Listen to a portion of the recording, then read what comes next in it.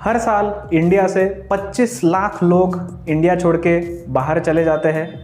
अगर आप ये यूनाइटेड नेशंस का डेटा देखते हो तो इसमें यही देखने को मिल रहा है कि India is one of the top most countries जहाँ से लोग बाहर इमिग्रेशन कर रहे हैं। तो ऐसा क्यों हो रहा है और इंडिया के लिए इसमें दिक्कत क्या है, ये इस वीडियो में हम जानते हैं। This is the Indian capitalist and you are watching Paisa and politics.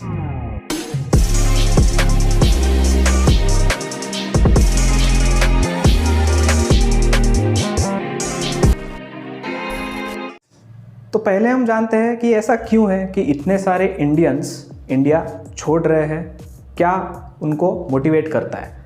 तो आप एक्सपैट सर्वे 2021 के अनुसार अगर देखते हैं तो उसमें 59% ऑफ द पीपल जो बाहर जा चुके हैं उन्होंने ये बताया कि खुद के करियर डेवलपमेंट के लिए वो बाहर जाना पसंद है। तो ऐसा क्या है कि इंडिया में उनको करियर अपॉर्चुनिटीज़ दिख नहीं रही है, उनको एजुकेशन अपॉर्चुनिटीज़ दिख नहीं रही है। इसके लिए हमें यूनाइटेड नेशंस का ये डेटा एनालिसिस करना पड़ेगा। इसमें अगर आप सही से देख पा रहे हो तो ऐसी कंट्रीज़ जहाँ पे लोग जाना चाहते हैं वो ऊपर दिया हुआ है। उसमें कौन सी कंट्रीज़ आती है? United States, United Kingdom, France, Canada, even Arab countries जैसे सऊदी अरेबिया। तो ये कंट्रीज़ आप ऐसे बोल सकते हो जो बिजनेस फ्रीडम को बहुत प्राधान्य देती है। यहाँ के गवर्नमेंट्स बिजनेसेस को बहुत प्रमोट करते हैं और इनमें से यूएस, यूके ऐसी कंट्रीज़ में राजकीय हक जैसे पॉलिटिकल फ्रीडम को बहुत महत्व दिया जाता है। और इसके अपोजिट में अगर आप देखोगे ऐसी कंट्रीज़ जो नीचे दी हुई है, इसमें ये देखने को मिल रहा है कि कौन से कंट्रीज़ हैं। चाइना, इंडिया, रशिया, मेक्सिको, ये ऐसी कंट्रीज़ है जो राजकीय हक को प्राधान्य नहीं देती है। यहाँ पे गवर्नमेंट को बहुत ज़्यादा पावर्स दिए गए हैं, तो यहाँ पे लोग नहीं रहना चाहते। यहाँ से लोग दूसरी जगहों पे जाना चाहते हैं जहाँ पे ज़्यादा पॉलिटिकल फ्रीडम है। एक और डिफरेंस इन कंट्रीज़ में ऐसा है कि जो ऊपर की कंट्रीज़ है जहाँ पे लोग अट्रैक्ट हो रहे हैं, वो अपनी तरफ खींच रहे हैं, दीज आर कैपिटलिस्टिक कंट्रीज़। वो फ्रीडम को और कैपिटलिज्म को बहुत प्रमोशन करते हैं।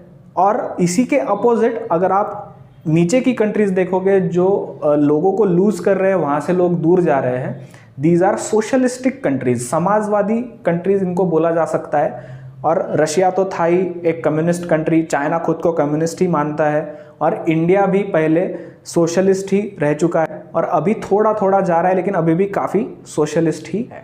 और कैपिटलिस्ट कंट्रीज़ की यही एक अलग बात है कि वहाँ पे फ्रीडम को बहुत प्रमोशन मिलता है। बोलने की आज़ादी हो, बिजनेस करने की आज़ादी हो, अलग अलग आज़ादी आपको दी जाती है और गवर्नमेंट आपके बीच में इंटरफेयर नहीं करेगा। जबकि सोशलिस्ट कंट्रीज़ में ये होता है कि कुछ भी बोलने की आज़ादी आपको नहीं होती है। आपको किसी भी चीज़ को लेके अरेस्ट हो सकता है, आप बिजनेस भी अच्छे से नहीं कर पाओगे क्योंकि बहुत सारे रिस्ट्रिक्शंस होते हैं, बहुत सारे टैक्सेस लगाए जाते हैं। और इस चीज़ का हमारे पास एक उदाहरण भी है। ये बात अशोका यूनिवर्सिटी की है। यहाँ पे एक प्रोफेसर थे जिनका नाम था प्रताप भानु मेहता। ये इंडियन एक्सप्रेस में भी लिखते थे और बहुत बार गवर्नमेंट के अगेंस्ट भी वो लिखते थे। तो उस वजह से उनको दबाव के कारण अशोका यूनिवर्सिटी से रिज़ाइन करना पड़ा। और अशोका यूनिवर्सिटी एक प्राइवेट यूनिवर्सिटी है। एक प्राइवेट यूनिवर्सिटी को इंडिया में डर लगता है कि गवर्नमेंट के अगेंस्ट कोई अगर उनका बोलता है तो गवर्नमेंट उनके अगेंस्ट एक्शन ले सकता है।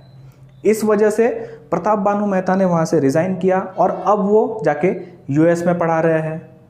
उसके बाद अरविंद सुब्रमण्यम जो अशोका यूनिवर्सिटी में ही पढ़ाते थे, उन्होंने भी ये जता के कि ये कितनी दिक्कत की बात है, वहाँ से रिज़ाइन कर दिया और अब वो जाके यूएस में पढ़ा रहे हैं। सबसे ट्रैजिक बात तो ये है कि अरविंद सुब्रमण्यम ये यूएस से इंडिया में आए थे पढ़ाने के लिए और वो फिर से अभी यूएस चले गए। तो इससे एक बात साबित हो रही है कि जो बुद्धिजीवी है, जो इंटेलिजेंट लोग हैं, वो पॉलिटिकल फ्रीडम ना होने की वजह से इंडिया में पढ़ाना नहीं चाहते या फिर जॉब नहीं करना चाहते। वो ऐसी जगह जाना चाहते हैं जो पॉलिटिकल फ्रीडम उनको देती है और जॉब अपॉर्चुनिटीज़ बढ़कर देती है। और यही से हम दूसरे पॉइंट पे आने वाले हैं कि ये इंडिया के लिए इतना प्रॉब्लमेटिक क्यों है। यहाँ पे हमको दो चीज़ों के बारे में डिफ्रेंशिएट करना पड़ेगा। पहली बात आती है ह्यूमन रिसोर्स की, दूसरी बात आती है ह्यूमन कैपिटल की। डिफरेंस क्या है? ह्यूमन रिसोर्स हर ह्यूमन को बोला जा सकता है। हर इंसान में वो पोटेंशियल होता है कि उसको अगर एजुकेट किया गया, उसको अगर स्किल दिया गया, उसका हेल्थ अगर अच्छा हो तो वो कुछ करके दिखा सकता है। और ह्यूमन रिसोर्स को जब एजुकेट किया जाता है, स्किल दिए जाते हैं, हेल्दी होता है वो, तब वो ह्यूमन कैपिटल में कन्वर्ट होता है। और ये बात विनोद खोसला जी ने भी की थी। How significant would you say the impact of IIT graduates has been on the American technology revolution? It's far greater than most people realize. Microsoft, Intel, PCs, Sun Microsystems, you name it. I can't imagine a major area where Indian IIT engineers haven't played a leading role. Leading role. A leading role, and of course, the American consumer in the American business, in the end, is the beneficiary of that. और IITians, IIM ऐसे skilled लोग, एकदम hi tech skilled लोग India के बाहर जा रहे हैं, ये भी एक बहुत बड़ी दिक्कत की बात है। लेकिन सिर्फ वो दिक्कत की बात नहीं है। एक चीज़ जो आपको समझनी पड़ेगी वो ऐसी है कि हम देश से रिस्क टेकर्स को बाहर भेज रहे हैं।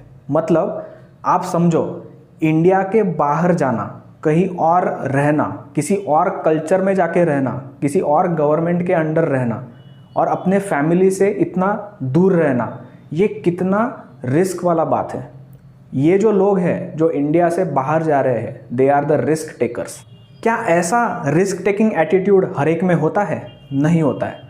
तो ये भी एक ह्यूमन कैपिटल का पार्ट है। रिस्क टेकिंग एटीट्यूड ये बहुत ज़रूरी होता है किसी भी कंट्री के लिए। लेकिन दिक्कत की बात यह है कि हम हमारे रिस्क टेकर्स को बाहर भेज रहे हैं। यही तो रिस्क टेकर्स है जो इंडिया में शायद जॉब पैदा कर पाते, वो यहाँ पे एम्प्लॉयमेंट दे पाते, यहाँ पे वो जीडीपी बढ़ा पाते क्योंकि गुड्स एंड सर्विसेज वो प्रोड्यूस कर पाते। लेकिन ऐसे रिस्क टेकर्स को इंडिया में अपॉर्चुनिटी दिख ही नहीं रही है। They are taking risk somewhere else and that is one of the major problems of this brain drain issue. तो इससे हमें यही कंक्लूजन मिलता है कि इंडिया से जो ब्रेन ड्रेन हो रहा है उससे हम बहुत कीमती ह्यूमन कैपिटल गंवा रहे हैं। हम स्मार्ट इंडियंस को गंवा रहे हैं। और क्यों गंवा रहे हैं? क्योंकि हम इंडिया में पॉलिटिकल फ्रीडम देना नहीं चाहते।